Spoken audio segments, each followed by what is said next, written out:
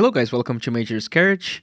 This is Suellio and today we're gonna see my lap here at Silverstone with the Dallara iR-01. So let's go to the first corner. This is a little bit tricky. It is flat out, but it very potentially will not be, depending on how well you turned in. In this lap, I did it flat out, but you have to really consider how the car started turning in, how the car reacted to this bump here, basically, because you have to use the curb on entry. But as soon as you start turning, you can see that the car actually hits the ground here just a little bit and can be unsettled sometimes. So the car responds really quickly, so you have to really get used to how it turns. I want to be barely touching the... Actually, not even touching, but almost touching the dirt here. You see, I'm just putting only the front tire a little bit. If you use too much of it, the car will possibly push here and lose a little bit of rotation, so be careful. So on this lap, I was able to do it flat out, but it needs a little bit of practice.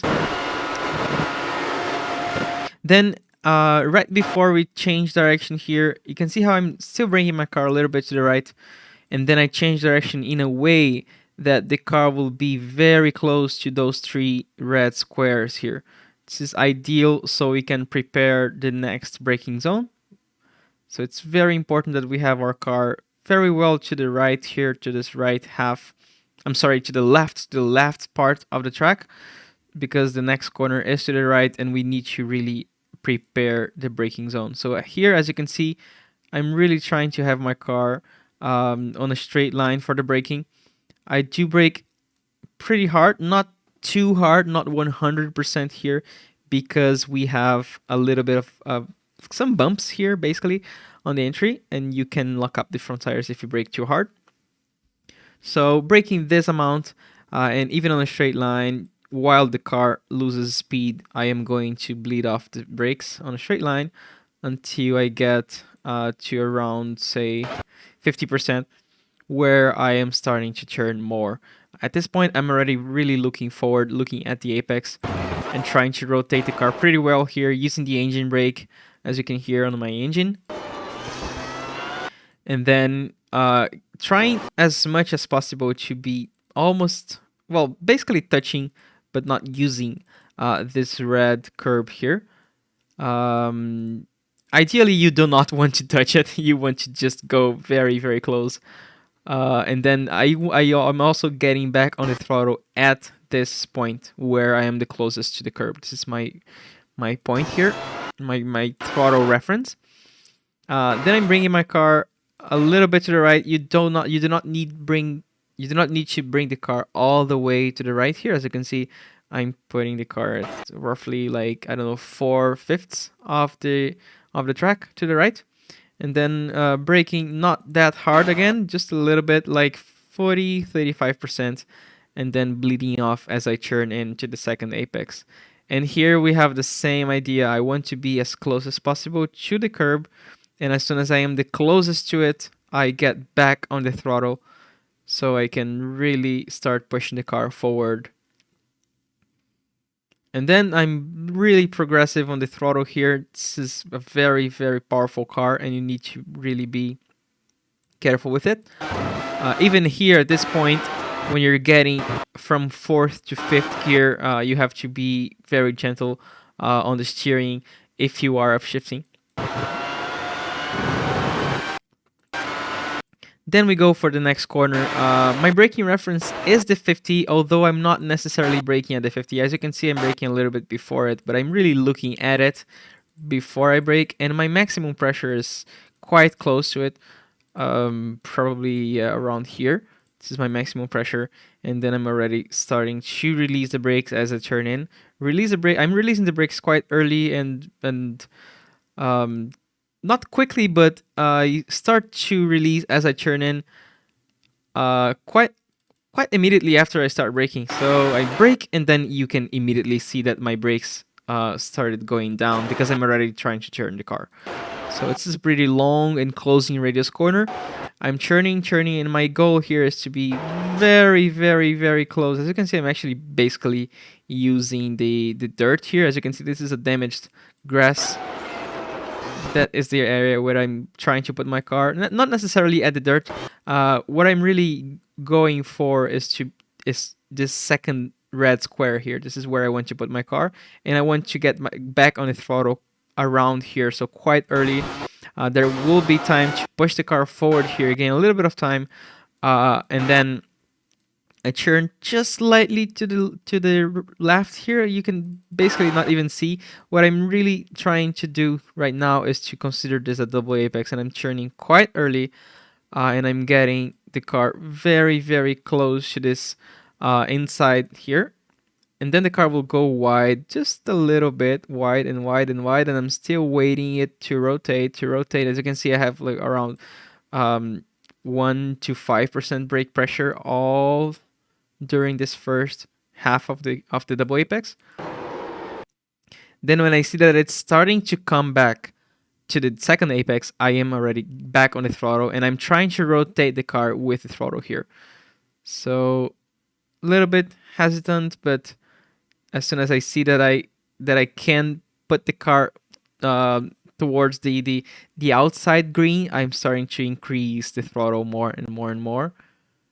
And then really trying to understand and feel the traction limit so I can really push hard without spinning, without losing too much traction and time. Then we go for the cups, really, really high speed corner here.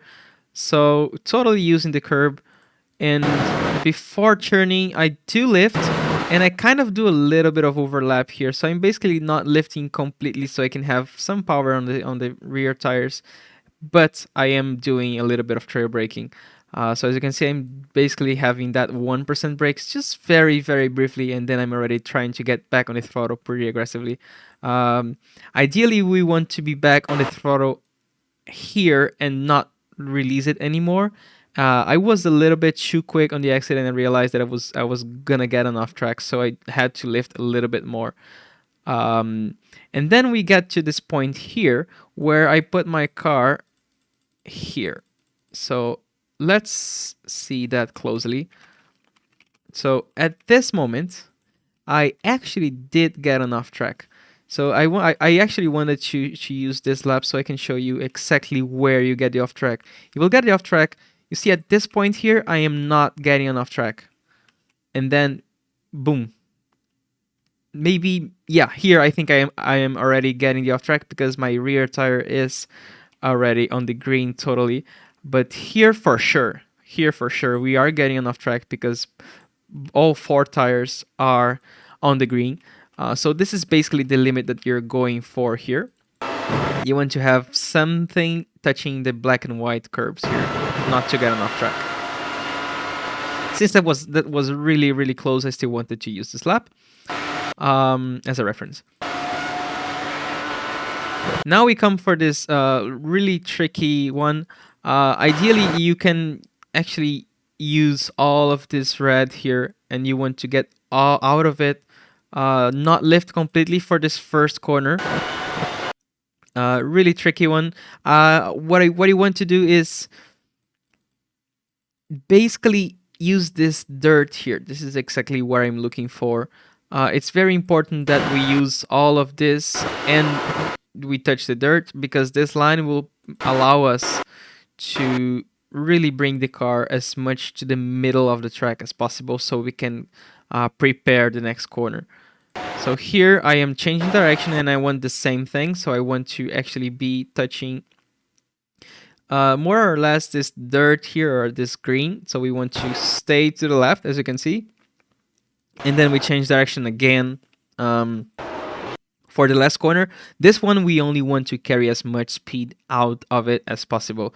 So because we were actually preparing some corners before, here we can have a good line for the exit. So you can see I'm churning. I'm aiming for the last red square on the apex. That's going to be here. This is what I am where I am for.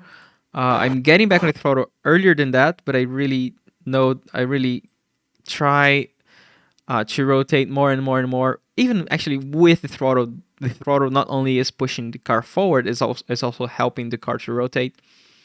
So I can really hit this mark here, and then I'm really trying to push the car harder and harder and harder so I can go naturally wide here all the way before the grass. You can basically clip the grass a little bit, but be careful because this car can spin to the left here, and if you use it too much you will get a slowdown, a very bad one, so be careful with that. Then we go for this next corner. I am almost using the curb, but not too much. A little bit of brakes, around 55 to 60%, but very quickly, as you can see, I'm already decreasing the brakes as I'm turning in. This car really likes to be with like 1 to 5% throttle, not throttle, brakes, 1 to 5% brakes under high speed, so it can rotate. If you carry too much brakes, it will really understeer a lot.